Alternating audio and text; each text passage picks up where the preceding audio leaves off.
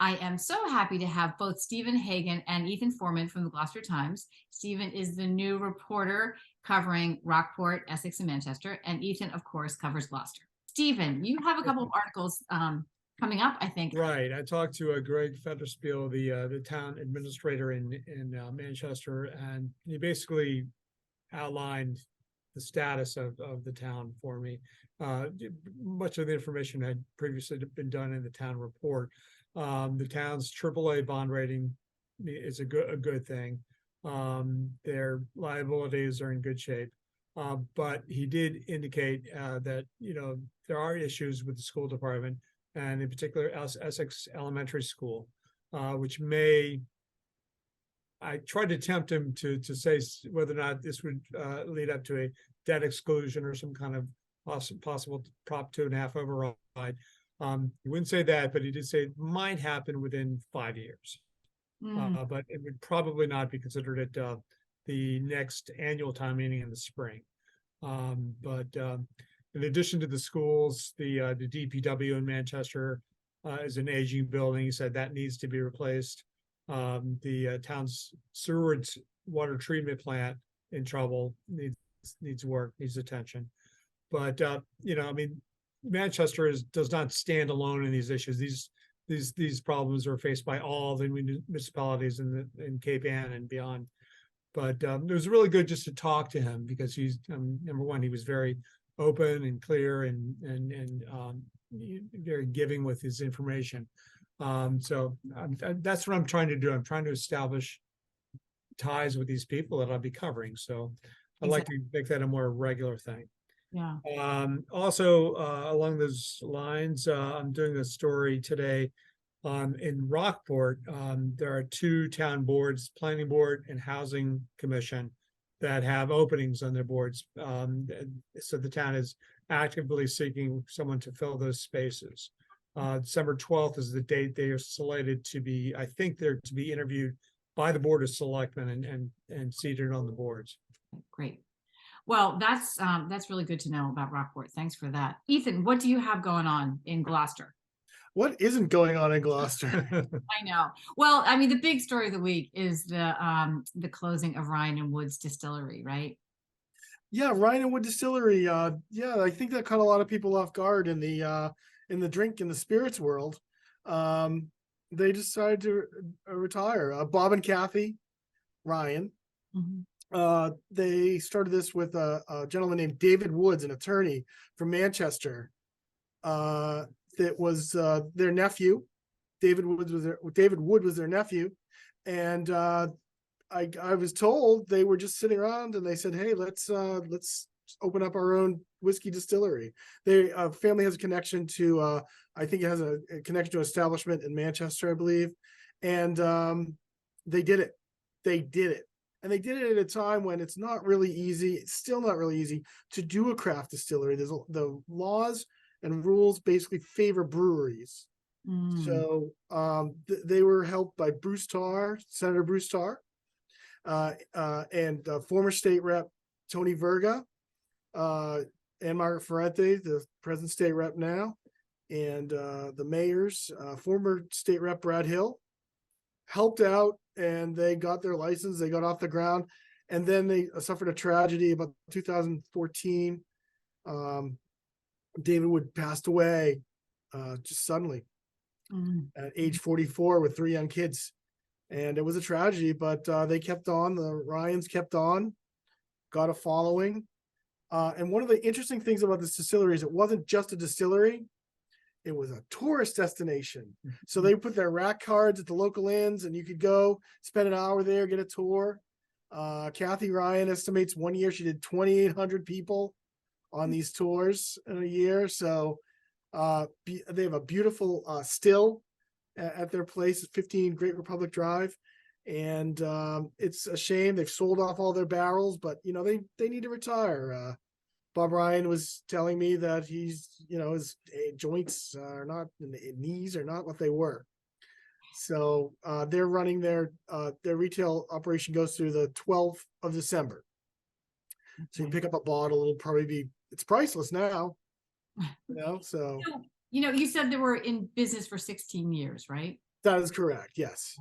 And I think after they started, a number of, at least 2 other distilleries opened on the North Shore, right? So they really laid the groundwork for doing that. Yeah, because we've seen the rise of craft breweries on the North End, especially in Salem and Beverly, Ipswich, and then there was an outfit called Turkey Shore, which has gone out of business a number of years ago. But Privateer Rum by Andrew Cabot, Right. still going strong. And And there's another one in Salem. Deacon Giles Distillery, Giles, yeah. which I actually met them in 2015 when they were first opened around Halloween, fittingly enough, in Salem, and they're still going with their gin. And but it's harder to do a craft distillery. It's a different regulations, a lot of stuff left over from Prohibition, a lot of rules. But what a hats off to the Ryans for making a wonderful business in Gloucester. Yeah. And I noted that those 2 distilleries, Privateer and Deacon Giles, commended Ryan and Woods for basically starting down that road on the North Shore. And yeah, they were considered the granddaddy. Right. Exactly. They were doing it at a time when even the craft breweries weren't opening. Craft brewery, this seems to be only in the last decade where that kind of took off, and they'd opened a craft distillery. Yeah. And then look, the bottles has the Beauport vodka with the fisherman's memorial there. These bottles gone all over the world. Yeah. Folly Cove rum. Really talk about Gloucester, right? Yeah. Yeah. I know. Well, so you also have an interesting Gloucester Police Department story. You want to tell us about that? Well, if you want to talk about drinking and driving, well, if you leave these establishments with your polycolor rum, they get a designated driver. There's a segue. Okay. Yeah, I'm saying I'm super segueing, but yeah, the city's got a grant. They get a grant about $35,000 every year to do their enforcement, and this is the time of year they're doing their drive sober, get pulled over enforcement. And I talked to Lieutenant Nick Castro, and what he's really telling me is they use this for education. They do motor vehicle stops to check for someone who's impaired. Obviously, if you are thought to be impaired, you're not going to get a citation. They do other programs over the years for distracted driving, pedestrian enforcement. They do a lot of that. But Nick Castro was telling me that Gloucester doesn't really have an OUI problem. It's consistent. So the number is about maybe in a given year 50. So it doesn't go up at during the holidays? No, I mean we didn't talk about what time of year these go up, but I think I think that the enforcement naturally would be December, during the holiday season. Right. I do read the log every day. I do notice these incidents. We take note of them. But the lieutenant says they're no different. Now, if you think about Gloucester and the amount of traffic that goes through Gloucester, and they're maybe seeing about 50 a year on a median number, it's not a lot. So they like to get that number down, obviously. And I think they want to educate people about just using a designated driver if you're doing anything. Right. Just don't get behind the wheel. If you're drinking. So just to be clear, they'll be stopping people regularly, whether they're. What it does is the money goes to pay for overtime patrols. Oh, okay. And they look for I don't know how they do it, but they look for signs of people who are impaired. So it's just added patrol. They have normal patrols. It's just probably an added car out there looking for. And one of the things that Lieutenant Nick Castro told me was this is an opportunity for education. They may pull somebody over, and if it's for whatever reason, then look for signs of impairment. Or if they pull them over for texting and driving, they can give them a verbal warning. They look at motor vehicle stops as a form of community policing. This is one of the strongest forms of community policing. Ethan, is it true that police need reasonable cause to pull somebody over, or can they be pulled over just randomly? No, I think that when they're pulling people over, they're pulling them over they're not just pulling people over randomly. They would have to show maybe weaving or texting while driving, or not wearing their seatbelts, Yeah, or but running that was through my a crosswalk, or running a stop sign. So there, in other words, it's a traffic patrol, an added traffic patrol. They already do stop people quite regularly. If you look at the log, they make a number of motor vehicle stops, Yeah. and it's a pretext. They'll run a plate and see if the driver has a suspended license. They're not just pulling people over. Right. No, that was my question too, Stephen. I was thinking in my mind the same thing. But I do think there are places, I'm not saying the Gloucester Police Department is doing this, but where they set up just, roadblocks and they pull everybody over and they check them. And sometimes they do that on New Year's Eve, I think. Yeah, I believe, but I think that, what usually happens is they'll send out a notice saying that there's going to be a stop somewhere. They won't say where, but they'll say that there is one. But no, I think this is just an added vehicle patrol. That's Okay. what they normally do. There are a number of stops in the log. I don't write them all. Try to do all the crime stuff. But yeah, it's just, I think the Nicastro's attitude is pretty positive, and they just try to use it as education. Yeah. So I noticed that sometimes you do report on that police log. Yeah, no, we also report on the log items. Yeah. So you're looking for stories, right? Hmm? You're looking for stories. I don't know. I'm not looking for stories. I mean, I think it's just the idea of he's looking for stories, and I'm just looking to take note of what's happening. Yeah. So are you going through the police log, Stephen, now that you're trying to learn about these towns? Starting to wade into it. Yeah.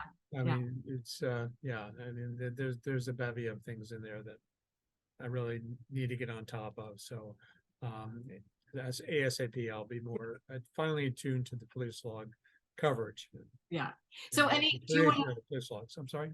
so I'm sorry for interrupting, but any interesting tidbits you've learned in a week since we talked last about any of these communities? A lot of boats in this Cape Ann area, and that's one thing I noticed. Yeah. A lot of boats have really surprised me. A lot of water issues. No, I mean, the more serious answer is that the issues that are facing the towns are commonplace in other areas that I've covered in Boston and New Hampshire and Vermont when I worked up there, back in Virginia and DC. It's all it comes down to the bottom line. It's towns are trying to manage their budgets and get the most they can out of what they have. And Greg Federspiel, he said one of his concerns is that there may be increased inflation down the road, which is just going to be more of a challenge for administrators. Yeah. I mean, just heating public buildings is going to be expensive this winter. I'm sorry? Heating public buildings, Yes. the Costs are just going through the roof, so.